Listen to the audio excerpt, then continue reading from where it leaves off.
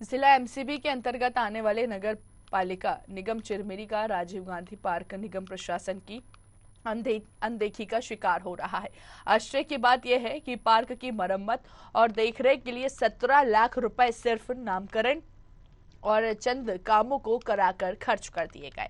वहीं पार्क में लगे 45 लाख रुपए का म्यूजिकल फाउंटेन अपनी बदहाली पर आंसू बहा रहा है। यही कारण है कि आज की स्थिति में नगर निगम चिरमिरी के राजीव गांधी पार्क में लगे म्यूजिकल फाउंटेन से पीतल के नोजल गायब हो गए हैं। वहीं नगर पालिका निगम चिरमिरी अपनी कुंभकर्णीय नींद से जाग नहीं पा रहा है। अब देखने वाली बात यह होगी कि आखिर नगर निगम की अनदेखी के कारण उच्च अधिकारियों के संज्ञान में आने के बाद किस प्रकार से कार्रवाई होती है, ये तो आने वाला समय बताएगा।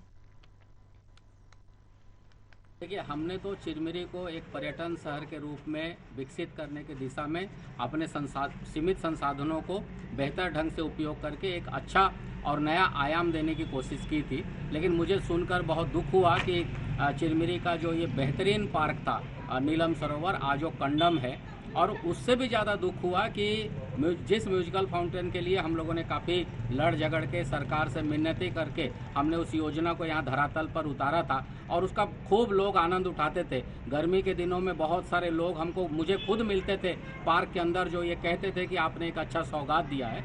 मैं आज दुखी हूँ कि म्यूजिकल फाउंटेन के पार्क के अंदर से, बाउंड्री वाल के अंदर, सुरक्षित पार्क के अंदर से हमारे सामान चोरी हो जा रहे हैं और हमारे अधिकारी हाथ पर हाथ धरे बैठे हैं। तो ये विशुद्ध रूप से चिरमिरी नगर निगम के अधिकारियों की हठधर्मिता, भ्रष्टाचार के आकंठ में डूबे इस तरह आंखें बंद है कि इनको चिरमिरी नगर निगम के संसाधनों को बचाने में कोई दिलचस्पी नहीं है और ये केवल कमीशन के अभी हम नवीन जिला मनेनगढ़ चिरमिरी भरतपुर के अंतर्गत आने वाले इकलौते नगर पालिक निगम चिरमिरी में आए हैं।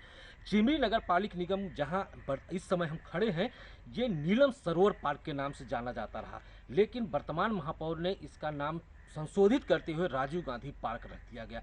लेकिन नगर निगम प्रशासन की यदि बात की जाए तो आपको एक चीज बताना चाहेंगे कि यहाँ की जो पहली महापौर थी स्वर्गीय सुभाश्री सिंह के द्वारा इस नीलम सरोवर पार्क को बनवाया गया था और यहाँ पर बच्चों की ट्रेन से लेकर नौका विहार तक से लेकर म्यूजिकल फाउंटेन और बच्चों के लिए भूल भुलैया, ऐसे कई ऐसे मनोरंजन के साधन इस दरमियान इसमें बनाए गए थे।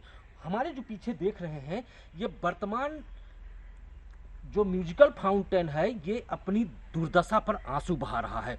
इस म्यूजिकल फाउंटेन की कुल लागत 2018-19 में जब इसको बनवाया गया था, तकरीबन 45 लाख रुपए की लागत से इस म्यूजिकल फाउंटेन को बनवाया गया था। जो भी यहाँ घूमने आते थे लोग, उनके कह सकते हैं कि बहुत ही अच्छा और उनके मनोरंजन साथ में एक आकर्षित करने वाला ये म्यूजिकल फाउंटेन था।